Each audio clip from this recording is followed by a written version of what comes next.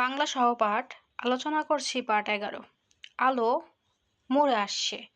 আকাশে মেঘ জমতে শুরু করেছে। মেজর সাহেব আকাশের দিকে তাকিয়ে বললেন, কি রফিক, বৃষ্টি হবে? হতে পারে, এটা ঝড় বৃষ্টির সময়। তোমার দেশের এই ঝড় বৃষ্টিটা ভালোই লাগে। রফিক মৃদু সুরে বলল, তোমার দেশ বললেন কেন? মেজর সাহেব তীক্ষ্ণ দৃষ্টিতে তাকালেন। কিছু একটা বলতে গিয়েও বললেন না। কোথাও কোনো শব্দ নেই, যেন গ্রামে কোনো জনমানুষ নেই।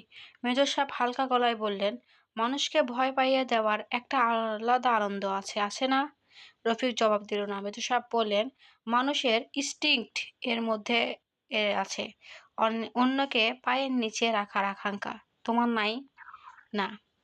আছে, তোমারও আছে, সবারই আছে, থাকতেই হবে। রফিক কিছু বলল না। তারা হাঁটছে পাশাপাশি। মেজর সাহেব কথা বলছেন বন্ধুর মতো। তার কথার ধরন দেখে মনে হয় রফিককে তিনি যথেষ্ট গুরুত্ব দেন। বদিউজ্জামানের বাড়ির সামনে গিয়ে যাবার সময় মীর আলীর তীক্ষ্ণ কণ্ঠে বলল, কেডা যায়? কেডা যায়? জয়নাল মিয়া? মেজর সাহেব থমকে দাঁড়ালেন। রফিক বললেন, লোকটা স্যার অন্ধ। মেজর সাহেবকে মনে হলো এই খবর বেশ উৎসাহ বোধ করেছে। কে এ লোকটি? কথা বলে না। কেডা গো? আমি রফিক। রফিকটা কেডা? কোন বাড়ি? ঘরের ভিতর গিয়ে বসেন চাচা, মেজর সাহেব ঠান্ডা গলায় বললেন। তুমি ওকে কি বললে? রফিক ইংরেজিতে বলল, আমি তাকে ঘরে যেতে বললাম। কেন? এমনি বললাম।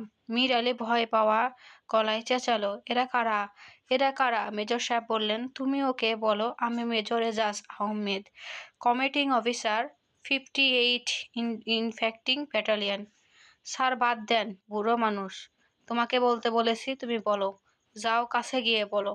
রফিক এগিয়ে গেল। মেজর সাহেব তাকিয়ে রইলেন তীক্ষ্ণ দৃষ্টিতে। তিনি কি বুড়োর চোখ মুখে কোনো পরিবর্তন দেখতে চাচ্ছিলেন? কোনো রকম পরিবর্তন অবশ্যই দেখা গেল না। রফিক ফিরে আসতেই মেজর সাহেব বললেন, তুমি এই অন্ধ বুড়োটাকে বলো মেজর সাহেব আপনাকে সালাম জানাচ্ছেন।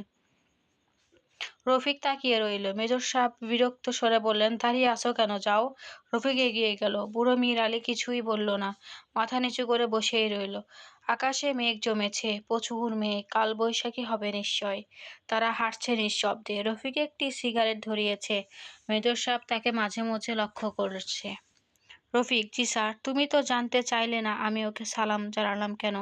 জানতে চাও না? রফিক কিছু বলল না। রেশোবা গ্রামে আমরা যে বৃদ্ধ বাবা আছেন, তিনি অন্ধ। তিনিও বাড়ির উঠানে এই বুড়োটির মতোই বসে থাকেন।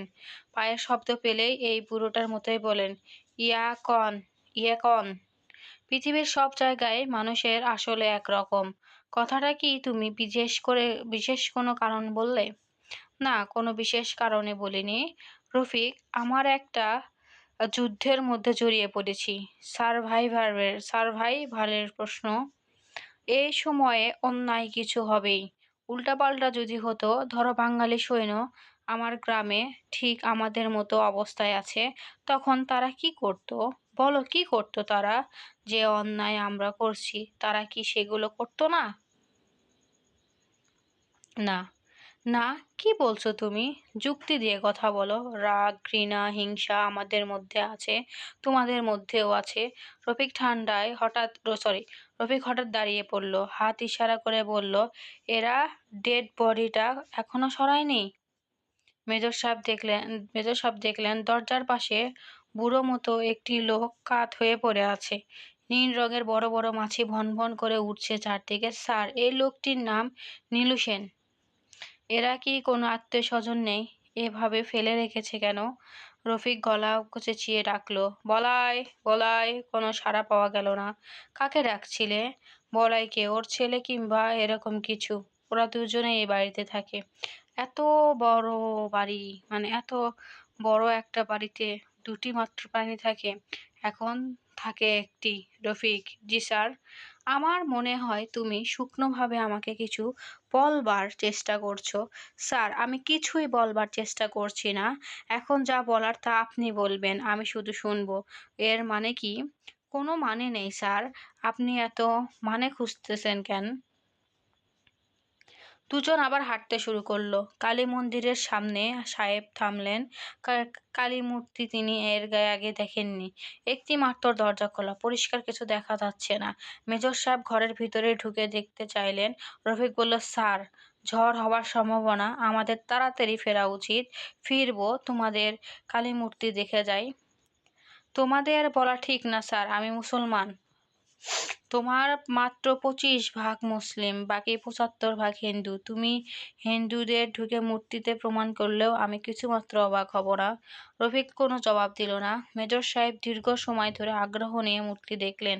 হাসি মুখে বললেন, চারটি হাতে এই মহিলাটা কি মাকড়সার মতো লাগছে, লাগছে না? আমার কাছে লাগছে না। আমরা ছোটবেলা থেকে মূর্তিগুলো এরকম দেখছি, আমার কাছে এটাকে স্বাভাবিক মনে হয়। মেজর সাহেব একটা সিগারেট ধরালেন, তারপর অত্যন্ত ঠান্ডা গলায় বললেন, রফিক, জি স্যার, এই মূর্তিটির পিছনে একজন কেউ লুকিয়ে আছে। রফিক চুপ করে রইল। তুমি সেটা আমার আগেই বুঝতে পেরেছো? পারোনি? রফিক জবাব দিল না। বুঝতে পেরেও আমাকে কিছু বলনি? রফিক ক্লান্ত স্বরে ডাকলো, বলাই। মূর্তির পিছনে কিছু একটা নড়েচড়ে উঠল। তুমি কি করে বুঝলে ও বলাই? আমি অনুমান করেছি, মন্দিরে আশ্রয় নিয়েছে তাই অনুমান করেছি। বলাই নাও হতে পারে, হয়তো অন্য কেউ, হয়তো কানাই। মন্দিরে আশ্রয় নিয়ে সে কি ভাবছে মা কালী ওকে রক্ষা করবে? ভাবাই তো স্বাভাবিক। অনেক মুসলমান এরকম অবস্থায় মসজিদে আশ্রয় নেয়, ভাবে আল্লাহ তাদের রক্ষা করবেন। মেজর সাহেবের দৃষ্টি তীক্ষ্ণ হলো। রকিব নির্বিকার ভঙ্গিতে বলল, অনেক জায়গায় মসজিদ থেকে টেনে বের করে ওদের মারা হয়েছে, আল্লাহ তাদের রক্ষা করতে পারেনি। তুমি কি বলতে চাও? আপনি যদি বলাইকে মারতে চান, কালী মূর্তি ওকে রক্ষা করতে পারবে না, এটাই বলতে চাচ্ছি। এর থেকে বেশি কিছু না। ওকে বের করে হয়ে আসতে বলো। রফিক ডাকলো, বলাই, বলাই। বলাই জবাব দিল না। একটা মৃদু ফোঁপানির শব্দ শোনা গেল। প্রায় সঙ্গে সঙ্গেই ঝড় শুরু হলো, প্রচণ্ড ঝড়। মেজর সাহেব মন্দিরের ভিতর থেকে বারান্দায় এসে দাঁড়ালেন। হুম হুম শব্দ উঠেছে। দেখতে দেখে আবহাওয়া রুগ্ধ মূর্তিতে ধারণ করলো। মন্দির সংলগ্ন বাচ্চার ভয় ধরানোর শব্দ হতে লাগলো। রফিক এসে দাঁড়ালো মেজর সাহেবের পাশে। মেজর সাহেব মুগ্ধ কণ্ঠে বললেন, বিউটিফুল। কালী মন্দিরের পিছনে উবু হয়ে বসে থাকা বলাইয়ের কথা তার মনেই রইল না। ঝড়ের সঙ্গে সঙ্গে ফোঁটা ফোঁটা বৃষ্টি পড়তে শুরু করলো। মেজর সাহেব দ্বিতীয়বার বললেন, বিউটিফুল। সামনে খোলা মাঠ, অনেক দূর পর্যন্ত দেখা যাচ্ছে। মাঠে ধুলা ও শুকনো পাতায় ঘুড়ির মতো উঠছে। এর মধ্যেই খালি গায়ে এক একজনের ছুটে যেতে দেখা গেল। তার ভাব দেখে মনে হচ্ছে সে মহা উল্লাসিত। মেজর সাহেব বললেন, লোকটিকে দেখতে পাচ্ছ? রফিক নিঃশব্দে স্বরে বললে, ও নিজাম, পাগল। আমাদের সব গ্রামে একটি করে পাগল থাকে। এই গ্রামের সবাইকে তুমি কি এর মধ্যে চিনে ফেলেছ? না, কয়েকজনকে চিনি, সবাইকে না। ওই পাগলটা কি জঙ্গলা মাঠের দিকে যাচ্ছে না? মনে হয় যাচ্ছে। পাগলরা বন জঙ্গল খুব পছন্দ করে। মানুষের চেয়ে গাছকে তারা খুব বড় বন্ধু মনে করে। রফিক, জি স্যার। তোমার পড়াশোনা কত দূর?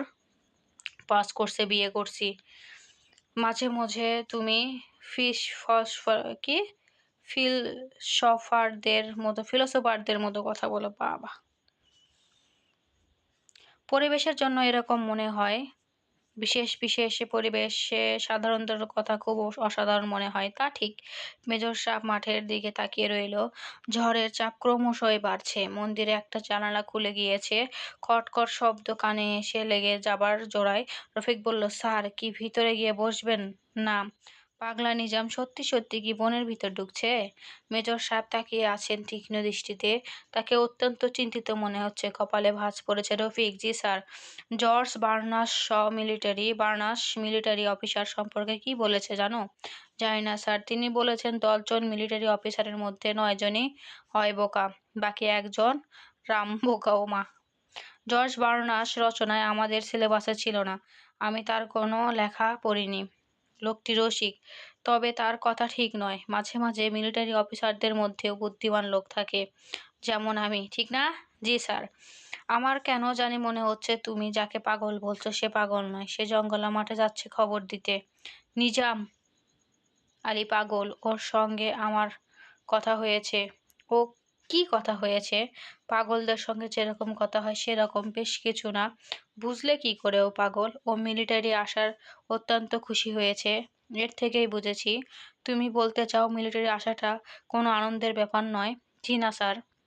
মেজর সাহেব ভুরু কুৎসিত করে দূরের বনের দিকে তাকালেন। তারপর বললেন, চলো যাই। কোথায়? স্কুলে ফিরে যাই। এই ঝড়ের মধ্যে? হ্যাঁ। মেজর সাহেব মন্দিরের চাতাল থেকে নেমে পড়লেন। ঝড়ে উড়িয়ে নিতে যাচ্ছে, কিন্তু তিনি হাঁটছেন স্বাভাবিকভাবেই। সাপের শিসের মতো শিস দিচ্ছে বাতাস। চুম্মা ঘরের কাছাকাছি আসতেই মুষলধারে বৃষ্টি শুরু হলো। মেজর এজাজ আহমেদ এই বৃষ্টি গ্রাহ্যই করলেন না। নিজের মনে গুনগুন করতে লাগলেন কিংস্টনের টায়ার একটি গান, যার সঙ্গে বর্তমান পরিবেশের সমস্যার কোনো সম্পর্কই নেই। Pretty girls are everywhere, and when you call me, I will be there. Major সাহেবের গলা বেশ সুন্দর। মানে উনি যে গান গাচ্ছিল, গানটা অনেক সুন্দর। এই ছিল পার্ট 11। আমরা নেক্সট পার্টে আরো নিয়ে আলোচনা করব।